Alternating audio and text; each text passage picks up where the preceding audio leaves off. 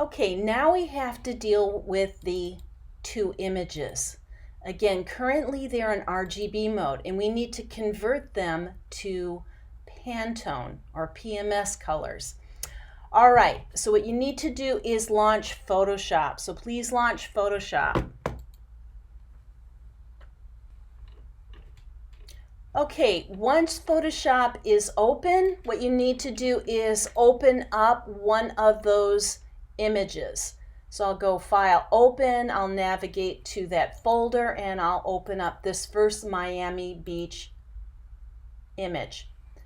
All right, again, I can tell that it's in RGB mode because it says so up here. So the first thing you need to do to convert your file to a PMS color is to strip out all the color in the image, the current color that's in the image. To do that, you're going to go under Image, Mode, and you're going to change it to grayscale. Photoshop wants to know if you truly want to do this, and I want to say discard. It's going to turn it into grayscale. Okay, once I've done that, and if black is one of the four colors I've chosen for Project 4, I could just leave it as is. But in this case, I actually want to use one of the Pantones that I selected for the logo. All right, so what I'm going to do is go under Image again, Mode, but this time I am going to pick Duotone. It's going to open up the Duotone options. Okay. You have multiple types. You can do a monotone, which is just black. You could do a duotone, which would be 2 colors plus black. You could do a tritone, 3 colors, quad tone, 4 colors. I'm going to do either a duotone or monotone. Maybe I'll stick to monotone, and I want to turn it to maybe one of my Pantones that I chose for the logo. So I'm going to click on this. It's going to open up the color picker, and I'm going to go into color libraries.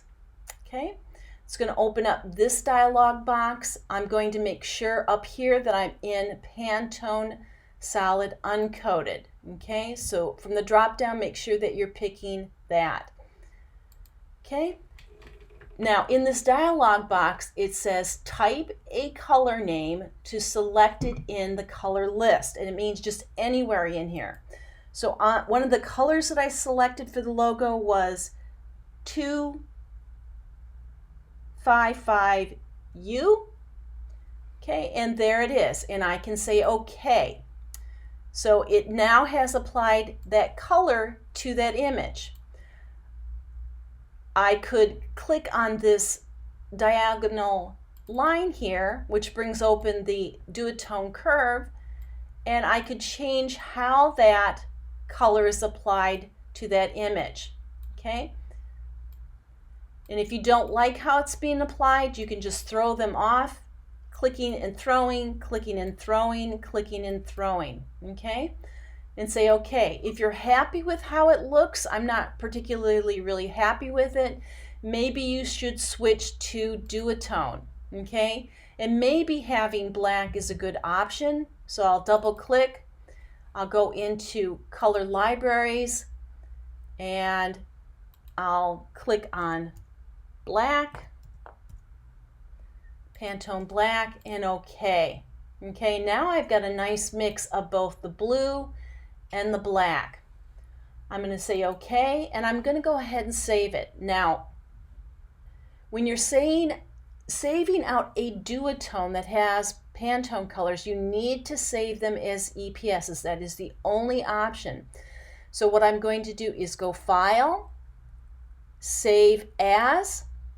I'm going to navigate to the folder I had. I'm going to come under the Format, and I'm going to change it to Photoshop EPS, and save. I get this dialog box. I'm just going to say OK. We'll do it again. We'll do the other image. So I'm going to go File, Open again. I'm going to select Miami Beach 2 and say OK.